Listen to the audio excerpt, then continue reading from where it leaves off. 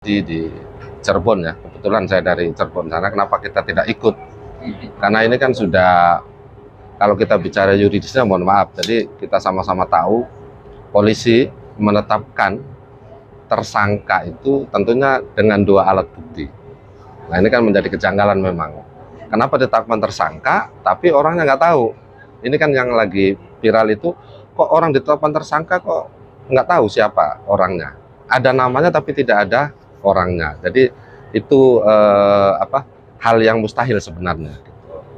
Nah, kalau menurut saya ya tinggal profesionalismenya ke penyidik. Sekarang sudah ada ketangkap katanya, kemudian selagi viral.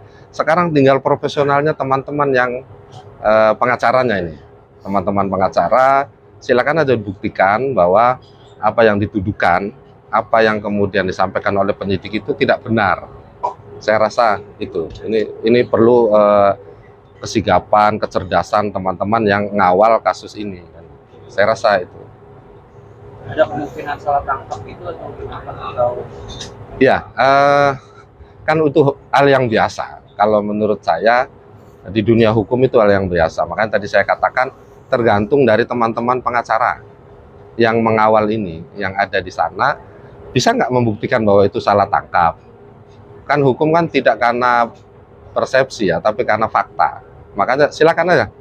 Mudah-mudahan teman-teman yang mengawal kasus ini bisa membuktikan bahwa memang ini salah tangkap. Gitu. Kalau untuk mengomen lebih lanjutkan itu nanti di persidangan lah. Gitu. Saya rasa itu.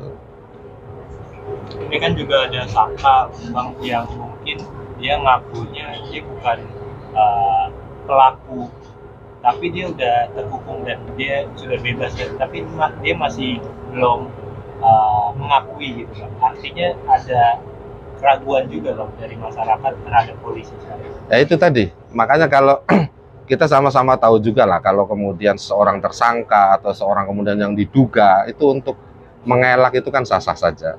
Makanya sekali lagi sekarang kan saya dengar juga atau kita lihat pakai pengacara juga sudah itu untuk membuktikan itu. Silakan buktikan. Mudah-mudahan teman-teman yang ngawal pengacara ini itu bisa membuktikan faktanya loh ya, bukan karena prediksi, bukan karena tekanan dan sebagainya.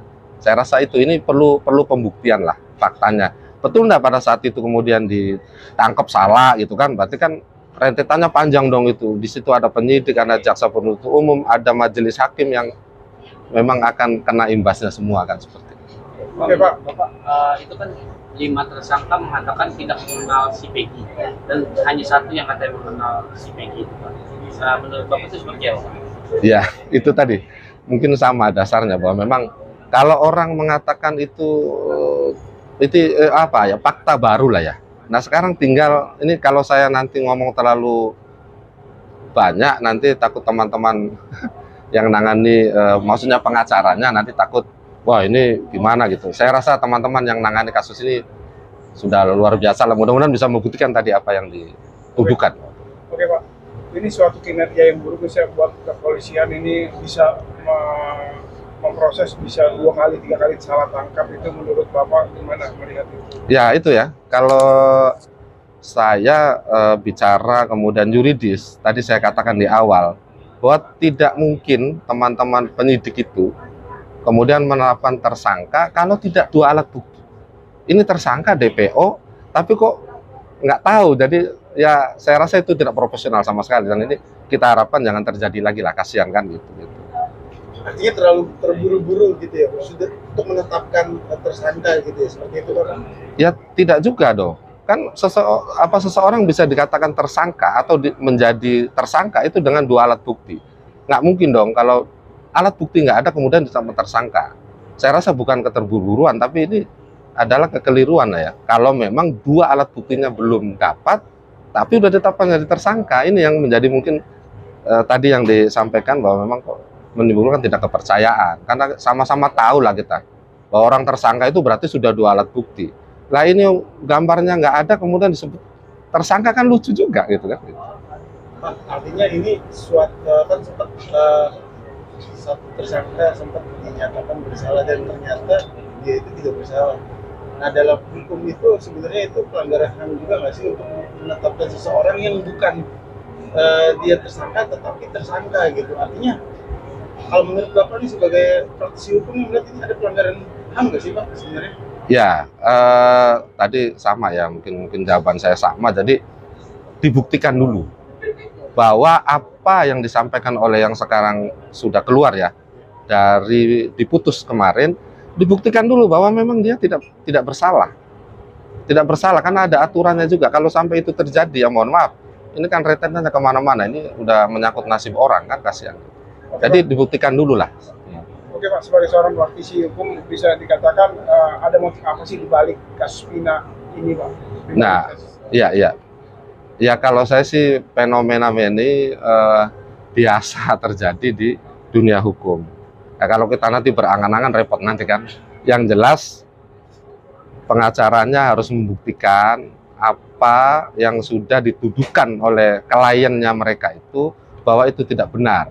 Baik yang sekarang tersangka baru atau yang tadi dikatakan udah jadi tersangka, udah malah menjalani hukuman, itu harus dibuktikan bahwa memang itu tidak benar gitu. Saya rasa itu. Kalau fenomenanya ya biasa sih dunia hukum yang seperti itu sering terjadi di mana-mana. Cuman ini yang viral ini aja, saya harapkan juga ini jadi pelajaran lah ke yang lainnya, jangan sampai terjadi lagi kan gitu. Oke Pak, untuk supaya tidak terjadi peggy-peggy lain, saran atau masukan dari Bapak apa support? Ya, ya saya harapkan profesional lah, lebih profesional lagi teman-teman penyidik dalam menangani suatu perkara, suatu kasus. Jangan kemudian ada korban-korban lagi ya. Profesional lah intinya, jangan sampai kemudian kalau terjadi ini luar biasa. Intinya saya mohon juga dan berharap supaya Pak Kapolri mungkin ya, ini untuk pelajaran kalau memang ini ada terjadi kesalahan ya ditindaklah. Jangan pandang bulu lah, bahwa dikasih pelajaran nggak boleh lah seperti ini. Kasihan tapi dalam tanda petik ya, kalau memang bisa membuktikan bahwa apa yang dituduhkan oleh polisi itu tidak benar. Karena sekali lagi hukum kita tidak mengenal katanya, tapi fakta. Itu saya rasa. Pak, konsekuensinya Pak apabila memang terjadi salah tangkap, terus apabila si korban itu bukan tersangka, konsekuensinya apa Pak? Terus dia berhak nggak Pak minta ganti rugi? Ya, baik. Diatur di dalam KUHP kita. Kalau memang terjadi orang itu salah tangkap, kemudian dia salah jadi tersangka, minta rehabilitasi. Baik nama, baik dan kerugian. Nah itu diatur di KUHP kita. Boleh nanti mungkin pengacaranya mereka paham lah. Kalau bisa membuktikan tidak benar, maka mereka mengajukan itu ke pengadilan, bahwa untuk menetapkan nama baiknya dia dipulihkan, dan kemudian kerugian apa yang ditimbulkan. Dan itu kalau memang diputuskan nanti pihak-pihak yang sudah melakukan itu akan bertanggung jawab. Terima kasih Pak. Oke. Wawancara yang ini ya.